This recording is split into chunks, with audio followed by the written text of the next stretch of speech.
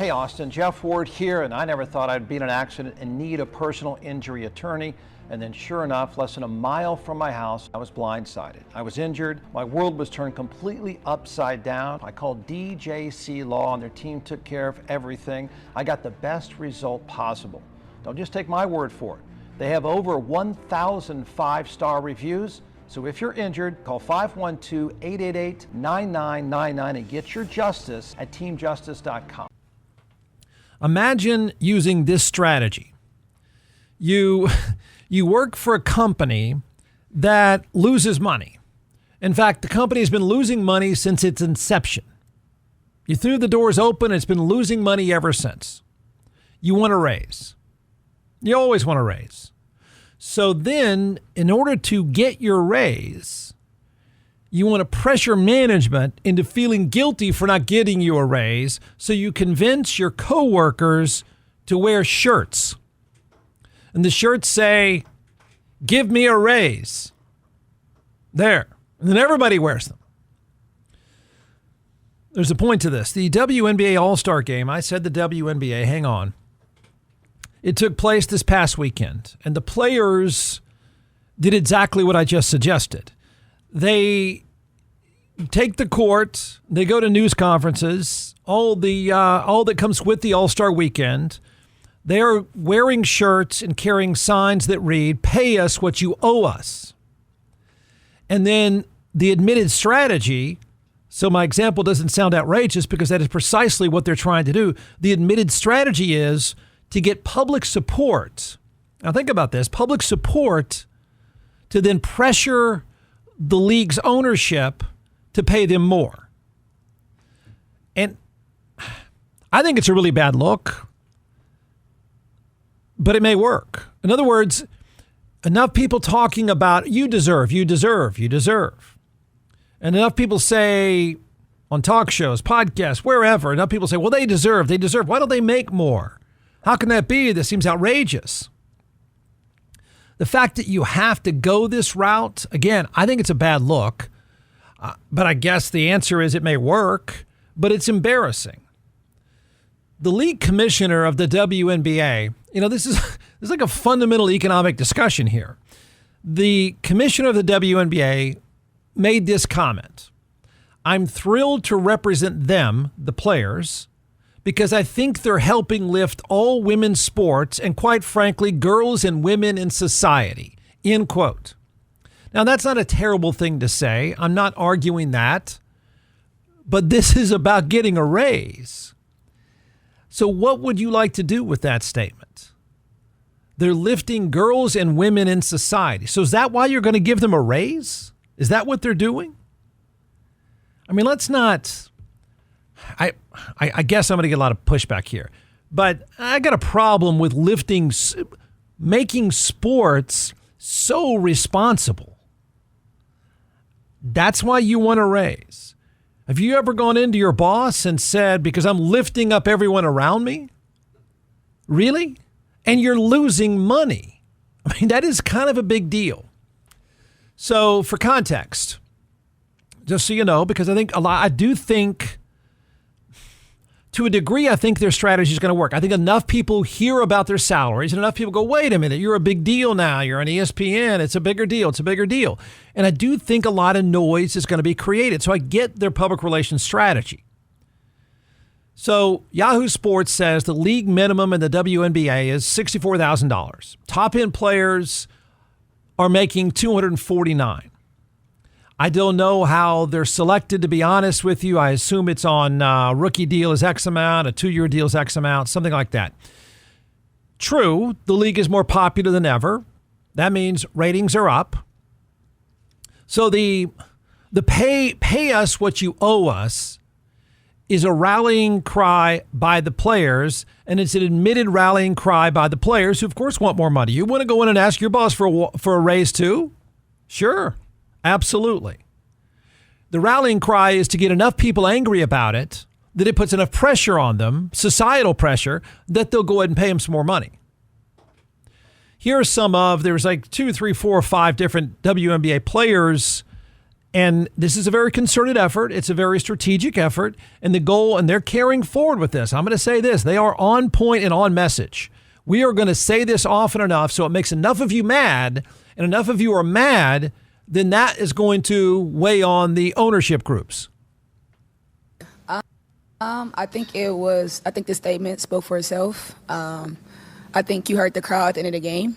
And it's no disrespect to the league ever. you just want to make sure, the statement is made clear about what we as players have grown to deserve.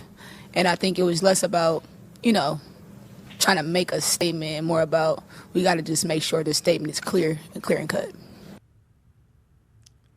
Well, there's not going to be another time this year before the CBA gets done that we're all together like this, where you have so many players from so many different teams getting things done. And, the last night, like bubble situations, all-star situations, you have to take advantage of those because it doesn't have to happen often.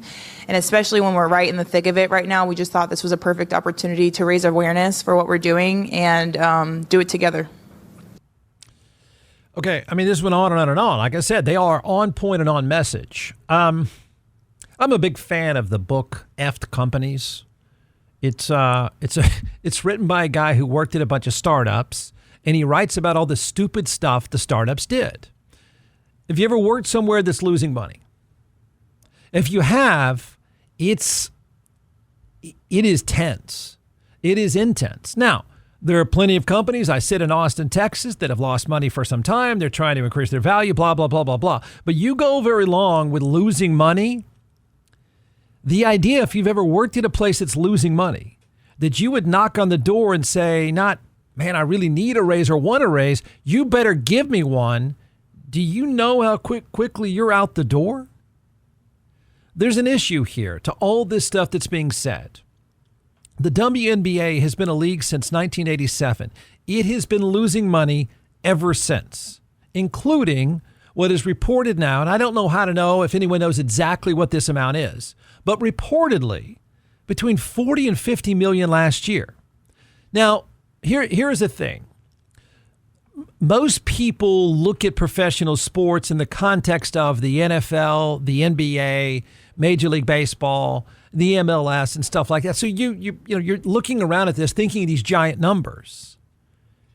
Not at all. The WNBA is floated by the NBA and has been since the beginning. The league has a new media deal that I've read that is worth about $3 billion. So why would the NBA do this, I think, is a question a lot of people would ask. And I would respond this way. So why would the NBA, since 1987, keep covering the bottom line, the top line and the bottom line for the WNBA? And I think the answer is this.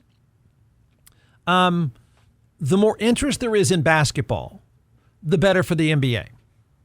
The more people buying shoes and stuff, the better for the NBA sponsors, okay? So they look at it as kind of a marketing term called line extension. So they're thinking, listen, if more kids are playing, there's more interest, they're buying more stuff, which is good for our partners. It's good for us. More people to play, more people that are interested are likely going to be more likely to watch. And it's worked well for the NBA. The NBA is not going under because it's paying the bills for the WNBA. My point is that the strategy to get a raise by public pressure, not get a raise by watching your costs. No, get a raise by public pressure based on you're just immoral for not giving them a raise. And that's really where they're trying to go with this. And it may work. You're wrong. You're mean. You're immoral for not giving them a raise. The reality is they're in an ad-supported content business. That's it. The business model is not any different than many others. And ratings are up. I've seen reports that they're up by 10% overall, but the number of viewers is small. The late June game with Caitlin Clark and Angel Reese drew 3.3 million viewers. Okay? Now I'm not saying that's a meaningless number. It's just not that big. In the context of being in the content and ad-supported business, that's not a giant number. That's the most watched regular season game in history. That's great news, right? They got 2 big stars and more people watch when the stars play. And all that stuff is true, but it's still not even a very big number. The good news is there's ratings growth.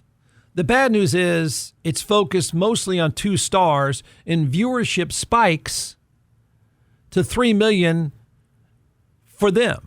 Okay? And so, in other words, when they're not playing, look out. My point is, bottom line, the number goes to 1 to 2 million.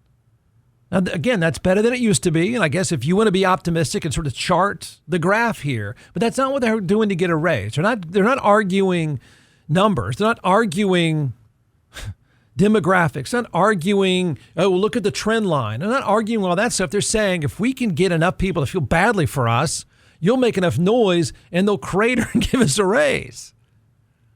And if I had to bet, I guess it might work. So, I mean, you could say paying us more is not an option.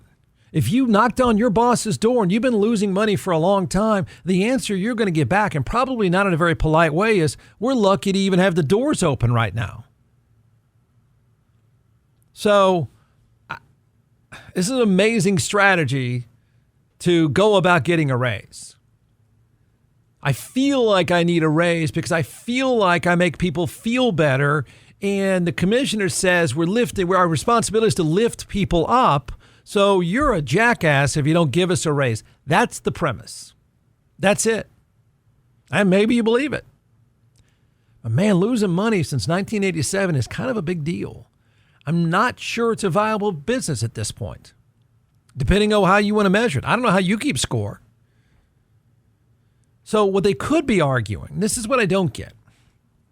Instead of saying, give me a raise, what they should be saying, and maybe they'll prove me wrong that this public pressure thing will work. You're guilty, making you feel guilty, and then making owners feel guilty is going to work. But what they could be arguing is the percentage that we get is low.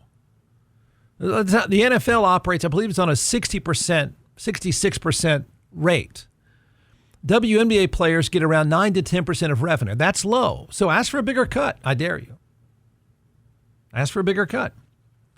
But that money's going to come from somewhere, as a lot of you know. Now, remember when they think about stuff like this, and this did work. So I think this is why they're going this route. And that is, it's about how you treat us. It's about how you feel about us. It's about how we make other people feel. Remember, there was a time when a lot of WNBA players were complaining because they were flying commercial. Now, no doubt, in the NBA, they have their own jets. They are retrofitted to make sure a bunch of dudes that are 7 feet tall can fit on there. They live and travel in style. They also make a lot of money. But remember when the WNBA players were complaining about flying commercial, think about this. The money that goes to stuff like that is where they'd have to get their share. They should be asking for a greater cut of the pie. More money comes in, you make more. But that money's going to have to come from somewhere else because you're not generating any.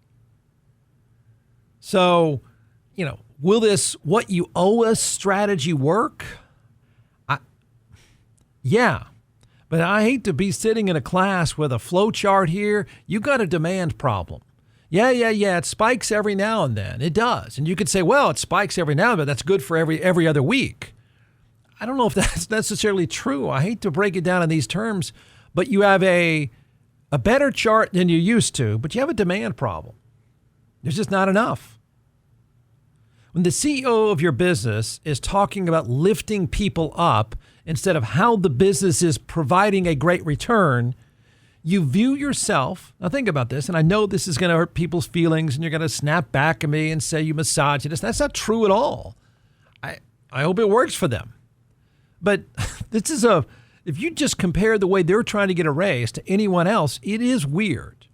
But when the CEO is talking about building people up instead of how the business is providing a return, how the business is a viable and successful business, when you take that position, it is about your feelings and how you lift people up, you sound like, tell me I'm wrong, you sound like you view yourself more like a charity than a business. Your strategy is more like a charity than a business. And maybe that's effective because maybe in the end, that's really what they are. But that's the strategy. to approach it like it's a feel-good charity rather than a business. It's always going to be tough to get a raise. If that's the world you live in, it's going to be tough to get a raise.